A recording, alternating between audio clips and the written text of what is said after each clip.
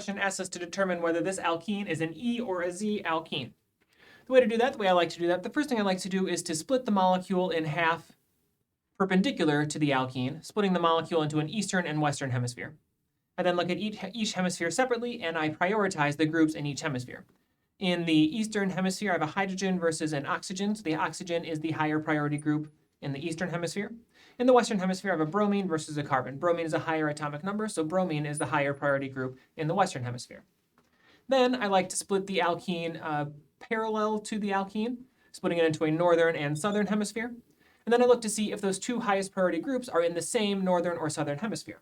Here, they are not in the same northern and southern hemisphere. One's in northern, one's in southern hemisphere. They are in opposite hemispheres. Because they are opposite to each other in opposite hemispheres, this is a opposite E alkene.